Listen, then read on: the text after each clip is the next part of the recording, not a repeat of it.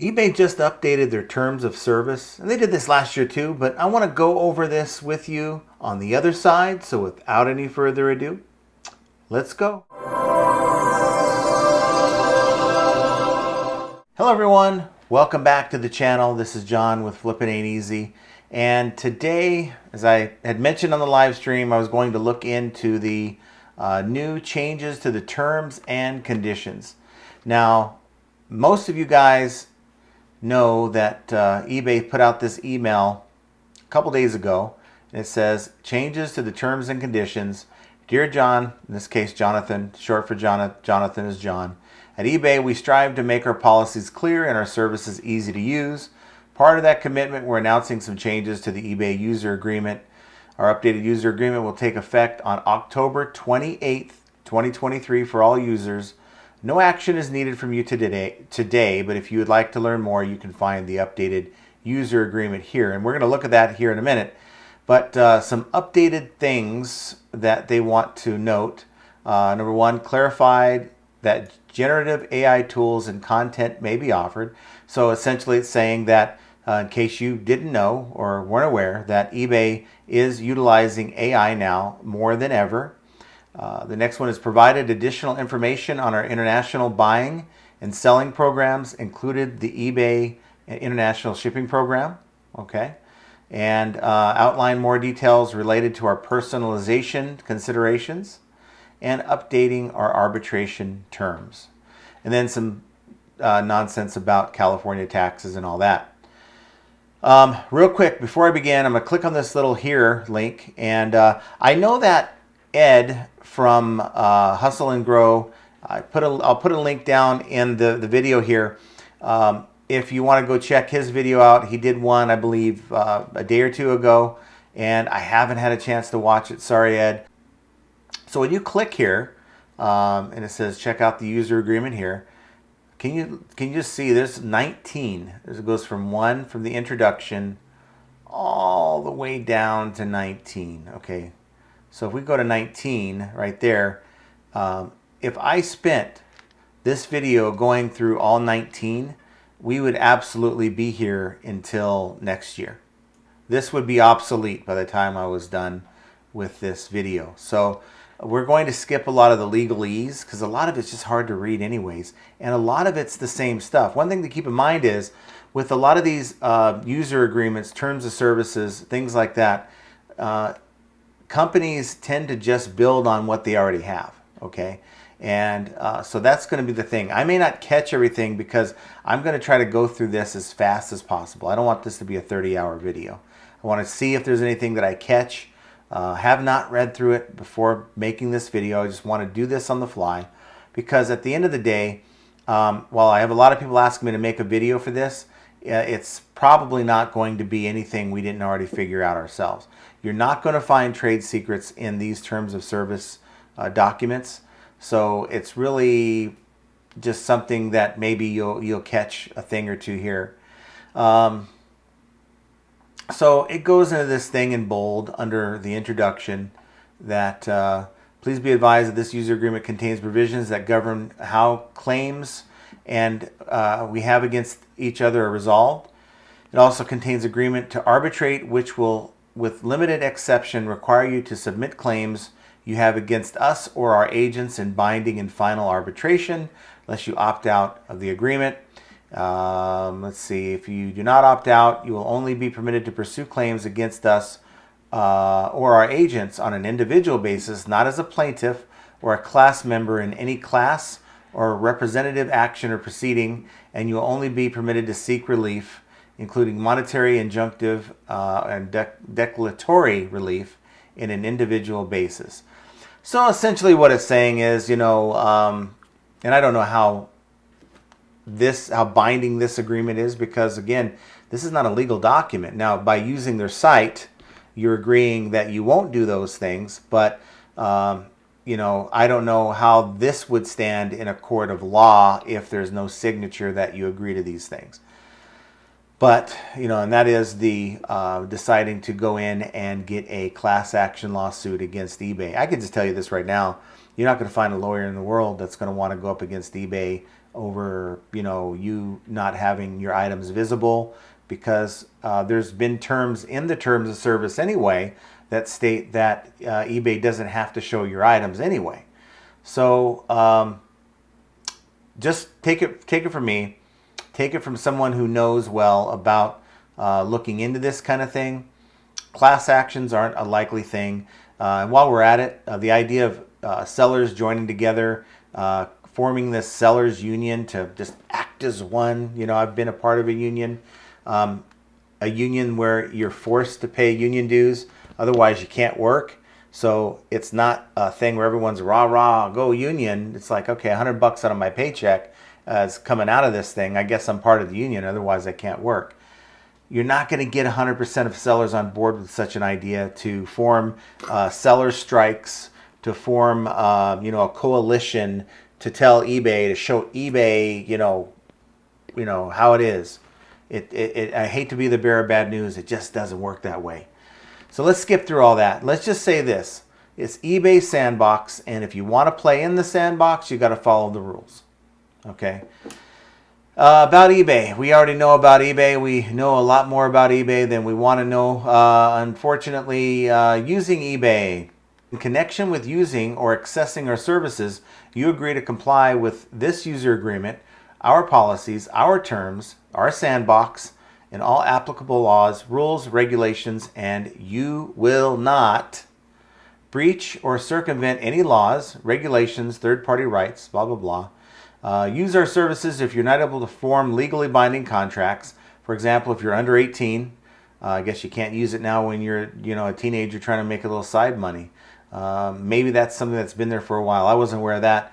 Of course, it goes into failing to pay for items, failed to deliver items sold by you, manipulate the price of an item, or interfere with the other user's listing so you can't shill bid, take any action that may undermine the feedback or rating system so you can't, and you're not supposed to put the false positives on the buyers. I know it's tempting to do it, but this is kind of hinting that you can't do that. Transfer your eBay account, including feedback to and user ID to another party. So you can't, you got a lot of these people who like to drop ship. They want an established account.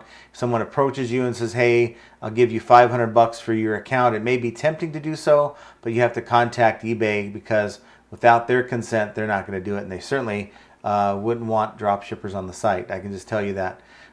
You're not supposed to share your login credentials.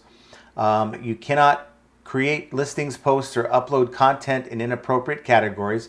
So you can't sell adult merchandise in other categories just to get the adult merchandise on there, because most adult merchandise has been banned for quite some time.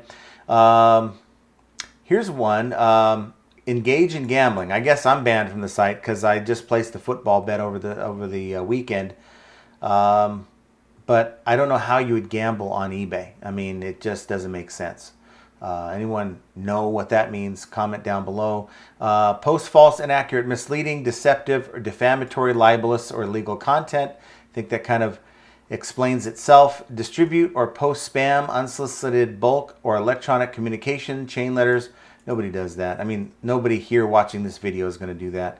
Use any robot, spider, scraper, data gathering and extraction tools, or other automated means to access our services for any purposes except with the prior express permission of eBay. Those are your third-party services, your cross-lister programs, and eBay allows those through the API process to access the eBay platform, so don't worry about that. I mean, we're talking like no copyright infringement, infringing on any intellectual property rights that belong to third parties affected by your use of services, or post content that does not belong to you. So I think this kind of speaks to, and there's really no way to enforce it. eBay's really not willing to enforce it. If you see someone using your photos, you can't, I mean, this says you're not supposed to, but what has eBay done? What are they going to do? I doubt if they're going to do anything. And I don't know if this is new. Commercialize any eBay application or any information, data, software associated with application except with the prior express permission of eBay. Again, those are those third-party software companies, and believe me, they do work with eBay to get their programs to work with eBay's API. Of course, sellers must meet eBay's minimum performance standards. Failure to meet these standards, this is all the same stuff. Policy enforcement. This one's kind of different in my mind in that it's kind of saying that we will enforce policies. Sometimes we will be lenient to buyers and sellers, and it really just depends on the situation, but it's their determination to do that, and which means they'll allow some buyers to stick around on the platform and other buyers are out. And it may be that they're looking at a number of factors. Sellers are held to a higher standard, of course. I don't see them applying this to sellers. I see this being applied to buyers. Fees and taxes. It's talking about different fee structures. They can give you 14-day advance notice to change that. They're not talking about that I know of. Talking about if you don't pay your fees, they can come after you and ruin your credit, kind of thing. Listing conditions. When listing an item for sale on our service, you agree to comply with eBay's listing policies and selling practices policy, and also agree that you assume full responsibility for the item offered and the accuracy of the content, meaning that you are agreeing not to intentionally make your listing misleading so that your buyer, is fooled by it and thus creating an INAD. I think most sellers that at least watch this channel get INADs not intentionally, but because buyers are either confused or they don't read or they misunderstand, or they go in and they claim false INAD to get away from paying for the return label. Talk about your fixed price listings may renew. The content you provide complies with all of our listing policies. Content that violates eBay's policies may be modified, obfuscated, or deleted at eBay's sole discretion. We may revise product data associated with listings to supplement, remove, or correct information. We strive to create a marketplace where buyers find what they're looking for. Now, this is interesting. Therefore, the appearance or placement of listings in search and browse results will depend on a variety of factors, but not limited to the buyer's location, search query, browsing site, and history. That's a factor. Items, location, listing format, price and shipping costs, terms of service, end time, history, relevance of the user query, or the relevance to the user's search terms. Seller's history, including listing practices, detailed seller ratings, eBay policy compliance, feedback, and defect rate, and a number of listings matching the buyer's query. So these are all the factors that eBay is telling us that they're looking for when showing your item in search. So if you are on the other side of the country and someone on the other side is looking for your item and there's a lot of listings, you may not show up because eBay wants that item to get to them faster, and a closer location is going to possibly do that and meet what they're looking for. It's saying browsing and site and history. So a lot of times if a buyer is looking for a certain item, it'll tend to consider what they've searched for and bought before. Let's see, listing format, whether it's an auction or fixed price, the cost of your item, the cost of your shipping, all these things are relevant to the query. They call it query, but okay, the search. And seller's history, including listing practices, your account health, your compliance, your feedback, and defect rate. Now, why would they mention these things if they're not important? Guys, I'm a big believer that anything happens to your account, both good and bad, have an impact on your account. So that return request, that negative feedback, that late ding for shipping, it all is looked at by the system. All right. Now, a lot of these things people want to poo-hoo, and this is not true, but it's here in writing. Why would eBay put this here if it just had no relevance to this, which is your item being shown to a buyer? Number of listings matching the buyer's query. So if you have 2,000 listings just like yours, you're fighting an uphill battle in competition. They want to drive a positive user experience. A listing may not appear in some search and browsing results regardless of the sort order chosen by the buyer. So considering those factors, a lot of the things that drive account health, eBay might say, you know what, we got enough listings, we got enough good sellers that are following this process, that have good metrics, that we don't need to put these sellers' items up. And you may not agree with it, but that's kind of what eBay is looking at here. Some advanced listing upgrades will only be visible on some of our services. eBay's duplicate listings policy may also affect whether your listing appears in search results. So if you somehow trick the system into allowing you to put up a duplicate listing of the same item, eBay frowns upon that and may make it so that neither item comes up for you to see. Meta tags and URL links that are included in a listing may be removed or altered. Yeah, you don't want to have any kind of URL links in your item description or anything like that. We may provide you with optional information to consider when creating your listings. Such information may be based on the aggregated sales and performance history of similar sold and current listings. Results may vary for individual listings. You agree that we may display the sales and performance history of your individual listings to other sellers. So if you're ever in the lister and you see a little link that says, that kind of gives you an example of, the average of what that item sold for, that isn't all that reliable in my opinion. It's better to look at the sold comps because it's usually an incomplete list that you're shown in the lister. Here's one. Artificial intelligence-based tools may be used to provide you with content. Availability and accuracy of these tools and content are not guaranteed. So essentially it's saying that it's introducing more AI, and I think this means it's going to do a lot more than just play the little word games with your item specifics. I think it's going to maybe cross-reference it with previous results and things like that. Really sort of a mystery. So I guess you're going to have to stay tuned. And as we learn more about exactly how AI is being integrated into eBay, we talk about the eBay search, looking at how buyer history and purchase history is now considered to create a more relevant result. I don't personally think that's a good idea, because if someone buys shoes all the time and then they say, well, you know what, I need a first aid kit, they're maybe not going to, they're going to consider the fact you buy shoes all the time. How is that going to skew your search results when you're looking for that first aid kit? I don't know. For items listed in certain categories, subject to certain programs, eBay may require the use of certain payment methods. We already know that. That's nothing new. You will not send and will promptly remove all listings for any product recalled. So if you have a recall, something that's, they come out and pull your listing, you just can't list it again.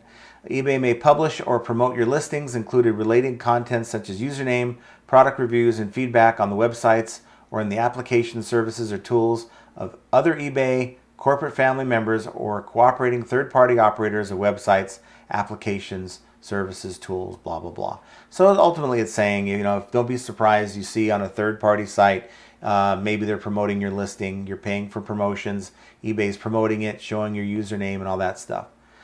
Selling fees do not purchase exclusive rights to item exposure on our services. We may display third-party advertisements with links and references or other content in any part of our services, including listings in our sole discretion and without consent from or payment, fee, reduction, or other credit to, that's you, sellers. You're not getting hooked up because eBay's decided to show advertisements or other items in your listing. So it just is what it is. Purchase conditions. So here's what the buyers never read, and they're never held responsible, but yet they seem to need to put this in their terms of service. You're responsible for reading the full item listing before making a bid, offer, buying, or committing to buy. That's not enforced, nor has it ever been. You enter into a legally binding contract to purchase an item. When you buy the item, commit to buy the item, your offer for the item is accepted. You have the winning bid for the item, or you bid for the item is either accepted, otherwise, regardless of when the payment is due or received. This is just to have in here to say that this is part of their policy. It is a lot of old stuff in here. Here's the international buying and selling translation. There's a lot of speak in here, but given the nature of eBay's global marketplace, listings may be viewed and purchased by ship-to buyers around the world. Many of our services are accessible internationally. We offer certain programs, tools, and experiences of particular interest to international sellers and buyers, such as estimated local currency conversion, blah, blah, blah. If as a reseller, you do not want your item to be sold to buyers internationally, you can exclude countries or regions you don't want to ship to by adjusting your shipping settings as provided in the international selling policy. Sellers and buyers are responsible for complying with all laws, blah, blah, blah. I don't know or believe that they've changed anything in the international shipping program, so we're just going to move on from that. Content. When you provide content using our services, you grant us a non-exclusive, worldwide, perpetual, irrevocable, royalty-free, sub-licensable through multiple tiers right to exercise any and all intellectual property rights you have in that content in a connection with our provision, expansion, and promotion of our services, including development of new offerings as part of your services in any media known to develop in the future.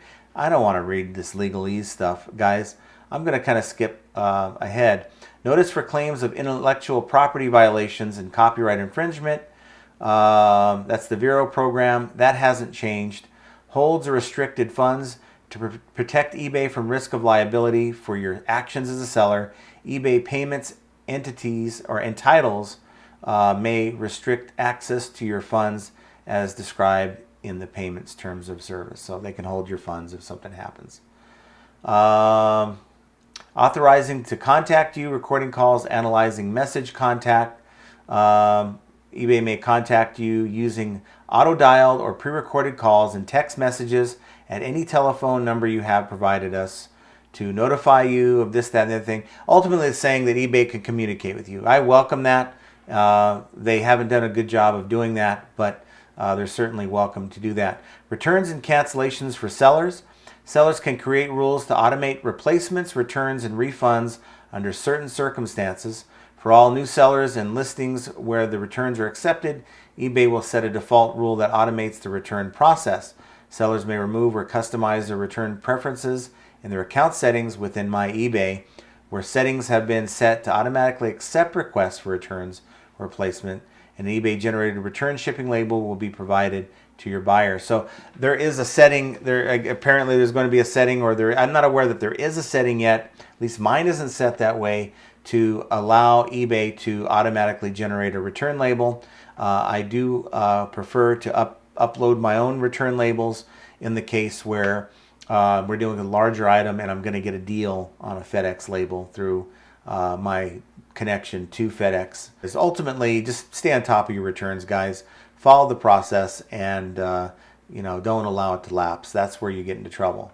We talk about eBay money back guarantee. That goes into buying, recommendations, payment services. I don't know that that's changed at all. Disclaimer of warranties. We don't really want to go there. Release. If you have a dispute with one or more users, you release us from claims and demand. And I can't even speak. In entering into this release, you expressly waive any protections that would otherwise limit the coverage of this release to include only those claims which you may know or suspect to exist in your favor at the time of agreeing to this release. Again, it's just legalese. You'll indemnify and hold us, including our affiliates and subsidiaries, as well as our and their respective officers, harmless from any claim or demand, including reasonable legal fees made by any third party due to or arising out of your breach of this user agreement, your improper use of our services, and your breach of any law, the rights of a third party. Legal disputes, again, it's telling you, don't try the whole class action. It's not going to happen.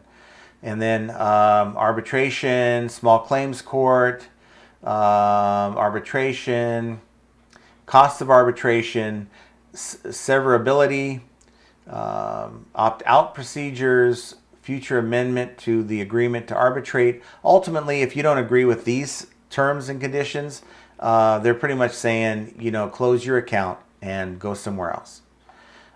General kind of saying the same thing. So it also has a link to the previous user agreement, which is, I'm sure, 90% of the same thing that we see here, except they've added a few things with AI and all that. So ultimately, guys, companies do this to protect their assets, okay? And they make sure that they have it in writing in case something happens to where someone gets the right idea. Let's take eBay to court.